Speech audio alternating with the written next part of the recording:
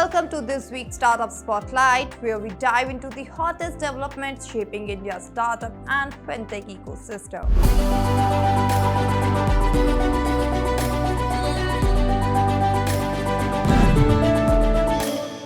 The state-backed NIIF is reportedly preparing to offload around 2.34% of its stake in electric two-wheeler maker Ather Energy via a block deal valued at roughly INR 551 crore.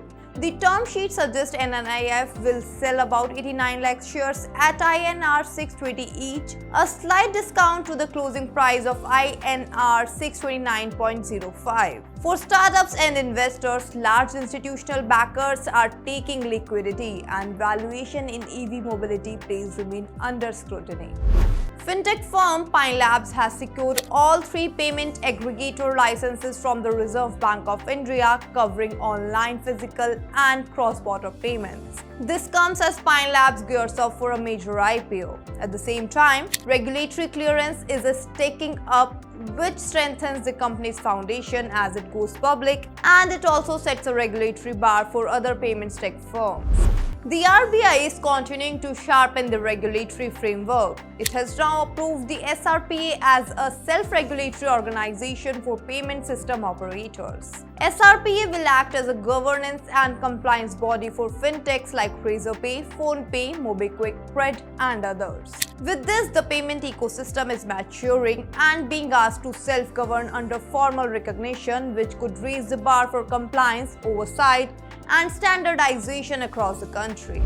In a notable legal twist, Paytm's parent company 197 Communications has filed an insolvency plea against gaming platform WinZO for alleged unpaid invoices of INR 3.6 crore. It is relating to real money gaming and campaigns. The NCLT New Delhi bench has now issued a notice to WinZO and given it 2 weeks to respond. Next hearing is scheduled for December 15. This highlights how policy shifts and payment disputes are increasingly intersecting, creating risk zones for both fintech and gaming startups. Moving on to another IPO story, SEDEMAC, backed by A91 Partners and Exponentia, has filed for its initial public offering. While details are still emerging, this is a reminder that the IPO wave in India's startup ecosystem is continuing. And it is not just continuing for fintech but across these sectors. Keep an eye on the valuation, timing, and market appetite for this one for more information. On the policy front, Commerce and Industry Minister Piyush Goyal chaired a roundtable discussion aimed at boosting investment in India's artificial intelligence and data center sectors. Though the specifics of announcements are yet to be laid out, the emphasis is clear. India is pushing to become a global hub for data infrastructure and AI innovation. For startups, this means supportive policy tailwinds for infra, AI cloud, and related ventures.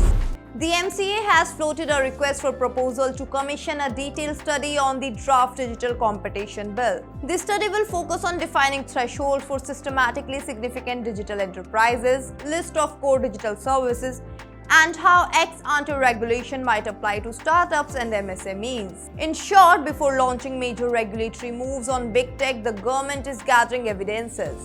For startups, this is a moment to stay engaged, and the final framework could shift competitive dynamics in digital platforms.